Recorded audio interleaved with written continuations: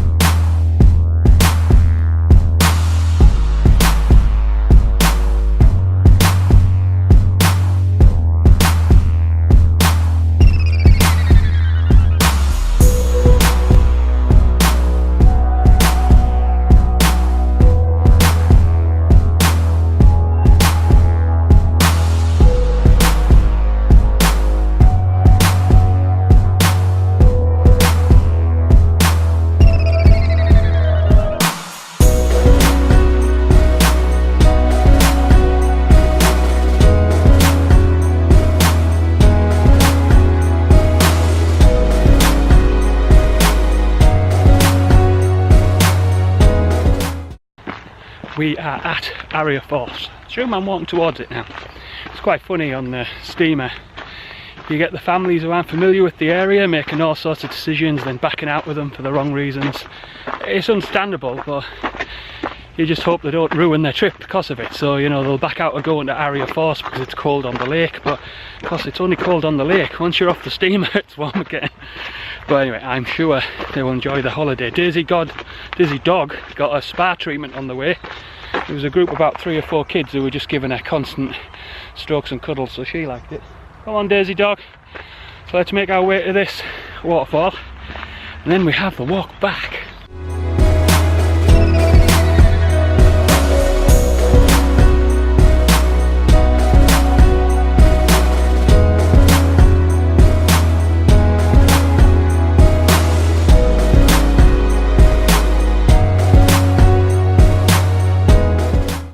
Very Lord of the Rings. I think I've had my first experience of what a Canadian packed site will look like. Crazy.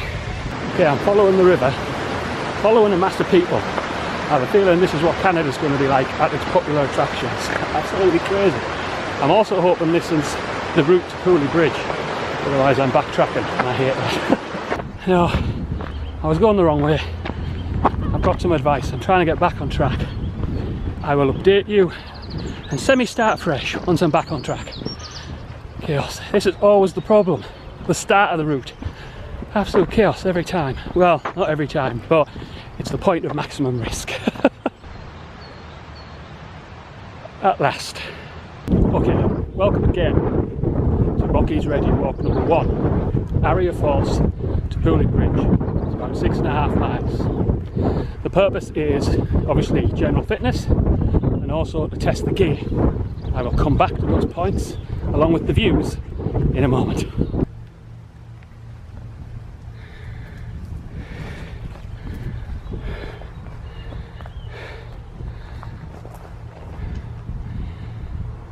Amazing. Okay, first thing, gear test.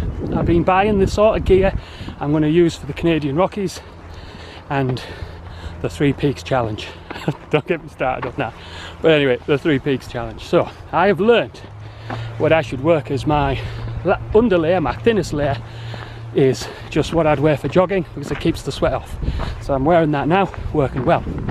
As you can tell, it's a very warm day, so therefore I have in my backpack, which isn't going to be the one I'm going to use because that isn't arriving until Thursday, but in my backpack I have 2 litres of water, some food, a medium fleece and a thin fleece, and my Berghaus waterproof coat, which is very thin, which is excellent, and they're all in the backpack. So I'm carrying more than I normally carry, but it'd probably be the sort of stuff I would carry for Canada because of what I call the Grand Canyon effect.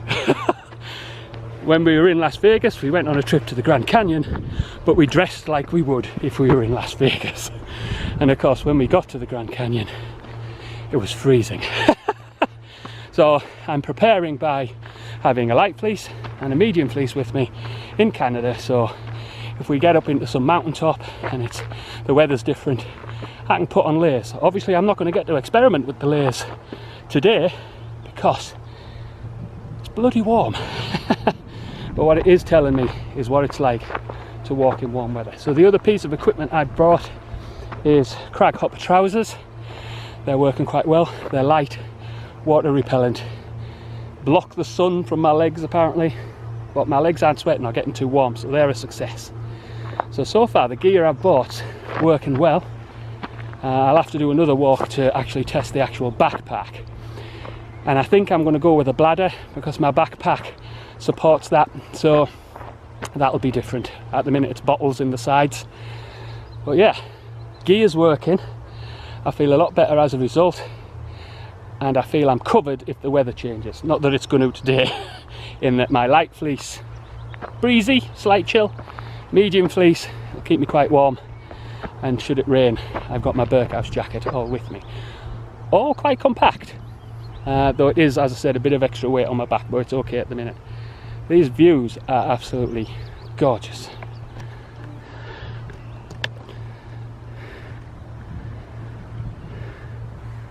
That is everything. Okay folks, let me concentrate on this uphill bit. I can't let it challenge me. If I've got the 3 peaks in 2 weeks or so, I can't let that scare me.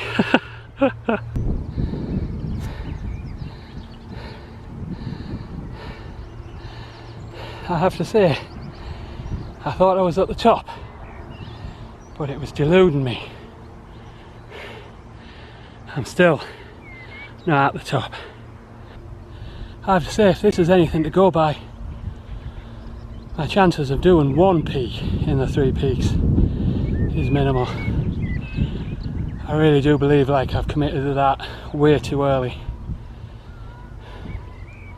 Yeah, it's taking me back at the minute. I'm gonna go for it. Cross my fingers I get 1 done. I think that better be my realistic expectation, which it was, but I had an outside odds or 2, but not going to happen. Crazy.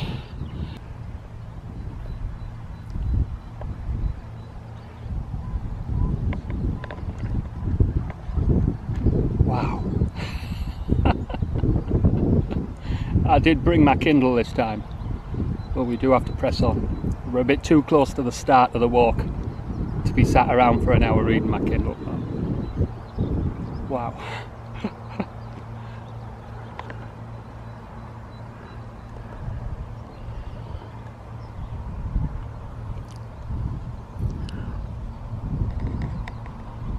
I think another lesson for my 3 peaks challenge, beyond the fact that I don't think I'm going to get past 1 peak, is this weather's lovely, the views are amazing, the 3 peaks views would be immense, but I can see the advantages of it being a bit colder, for sure. I don't know what that is, but people would call it Instagrammable.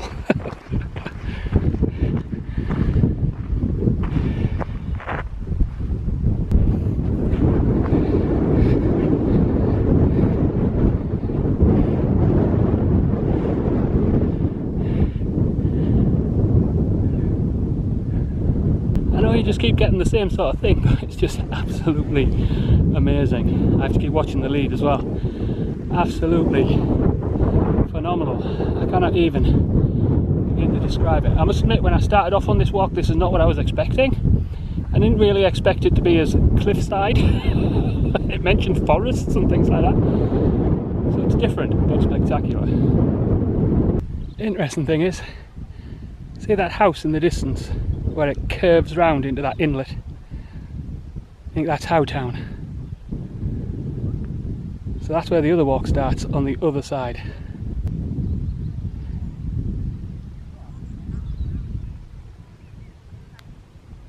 We're finally saying goodbye to the lake for now and heading into the much talked about forest, which is what I remembered from the description.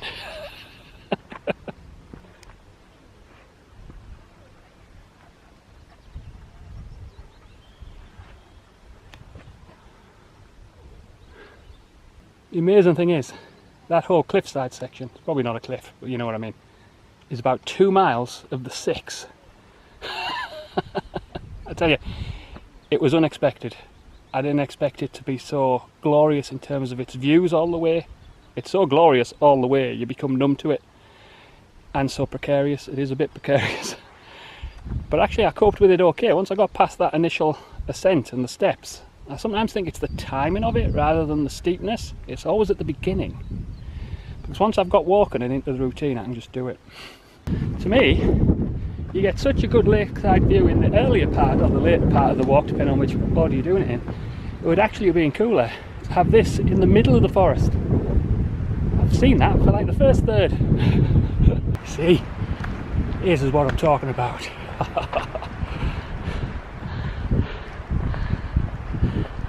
Amazing. Pack update. Hopefully the rucksack that I've got arriving on Thursday is as good as the one I'm using today, which is my works one. It's not really suitable for this, but it's very comfortable, hasn't bothered me in the slightest. So hopefully the one I've got arriving on Thursday is as comfortable, because shoulder wise it isn't bothering me in the slightest. I just want to say something at this point, and by saying this I in no way diminish my excitement for the Canadian Rockies trip, what it means, what I'm going to see. I'm in no way diminishing that. But I also want to say this. People look at the Canadian Rockies and its scenery and its gloriousness, and I agree it is amazing. And I agree I'm probably going to see things there I can't see anywhere else. But this is amazing also, and comparative in some ways. So rather than spend so much money to go to the Canadian Rockies if you can't afford it, jump in a car, walk around frickin' Ullswater. Because I tell you something, it's pretty comparative, especially when you consider the difference in cost. Absolutely amazing. And again, people travel abroad thinking they can't find certain things here. That's just not true. Daisy's got a second wind. She's now off-roading. You like this, these cut down trees, don't you, Daisy dog? She keeps off-roading in them, hunting things down. Keep losing track of her. You know what it's like. I don't like losing sight of her. Daisy, what are you doing? I've never spotted one of these creatures that you're looking for yet. I think the phantom creatures. Come on, up you come.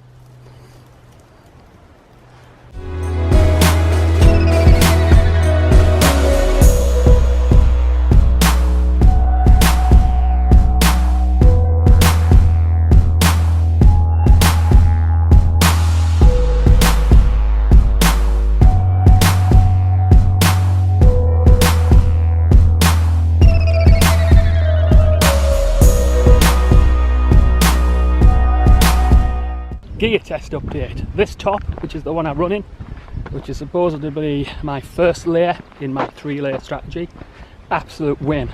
It is an amazingly hot day today, way hotter than when I did the walk from Pooley Bridge, sorry, Howtown to Pooley Bridge, and yet I'm sweating a lot less. And that's because it's the right material. Right gear, half the battle. Now that is a house. I haven't got it from the best angle because I thought I'd get a better one as I got closer, but regrettably no, but it's amazing. Nice church. I think that's one of the landmarks on the way. This feels like a much longer walk. Not in a bad, makes me tired, bored, stressed out way. It's very pleasant, very nice. It just feels like it's taking longer to do. And, well, it's only a mile longer, but it still feels like I've got quite a distance to go to get to Pooley Bridge, because there's a whole thing coming out into the lake which I have to get round, so we'll see. Okay, that's not a house, it is a whole sort of farmhouse stroke modernised estate. Very impressive.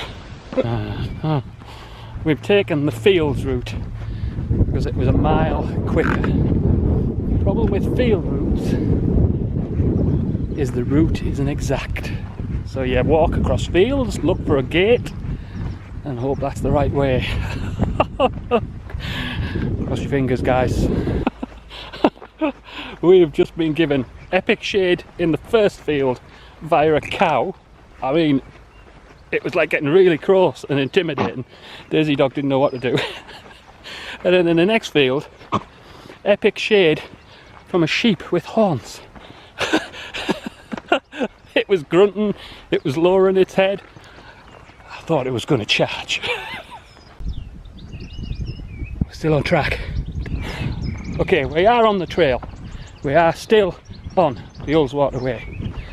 I have to say, this isn't the best part of the walk. It's basically just average fields full of animals, which is fine. That's nice. But you can sort of see that in other places. Maybe if I'd have started the walk from Pooley Bridge, depending on what views you get closer to Pooley Bridge, I may actually been a bit pissed off with it by now. But if you started from Area Force, the first third of that walk is amazing. But of course, the trouble is if you do it the other way, it could be the last third, which is sometimes the best way to do it, because you finish off on like the money shot. But it can also mean you get a lot of trudgery to get to it, because this is okay, but not specifically the lakes are that special really. So it's brutally dry today, very sunny, and it's still very muddy in that field, like it's taking all Daisy's legs in muddy, so very difficult. There's a group of teenagers just coming out the other side who, shall we say, were in pretty much normal clothing, and they had suffered the consequences. Now that's on a day like this. If we'd have had torrential rain today, yesterday, the day before, I'm not sure how this would have even been passable without it being tremendously uncomfortable. Well, views are back momentarily. Wow. That section was not fun at all. It's longer. Take the road. Just had a sign for Pooley Bridge. We're still 2.5 miles away. It's pretty shocking. I mean, it's okay. We're going to do it. It's not killing me. But I thought I was closer. This is another mind-numbingly boring section. Not great. I need to get off this road. It's the right way, but it's like watching paint dry. Wow. I'm glad I didn't have all this on the way. I'm really glad I didn't start at the Pooley Bridge end, I'll tell you that. Jeez. Oh, please be. Because this road was killing me. Oh, excellent. This section of the walk is just so different to the first half. It doesn't compare at all. I'm debating in my head whether you're best seeing the first half when you're fresh and being emboldened by the great views in the second half, or doing it from the falls, seeing all the beautiful stuff, and then chogging through the last half. Oh yeah, this is hard going. I'm hoping we are on the last leg with no more uphill sections. I think Daisy Dog is also hoping she's on the last leg with no uphill sections. I think she's feeling it. I've made a decision on which way you're best doing this. I would do it from Area Force back to Pooley Bridge. Unless some really amazing thing happens between now and getting back, the best bits are at the Area Force end. And you will have to put up with a whole load of, don't get me wrong, it's great scenery, but it's not exactly quintessential lakes. So you could be disappointed for the first half and then hit the best half when you're more tired and you're on a cliff edge with a narrow pathway. It's really quite precarious. I would do it from Area Force end back to Pooley Bridge. I've not seen a sign for ages, and I seem to be in a place where I'm likely to be murdered. It's not that bad, but I haven't seen an Ullswater Way sign for a while, and I'm feeling close but lost. Yay. Yes. I'm sensing maybe a final stretch by the lakeside, or at least closer to it. Look at that. Very close. Not far at all. It's where we started from.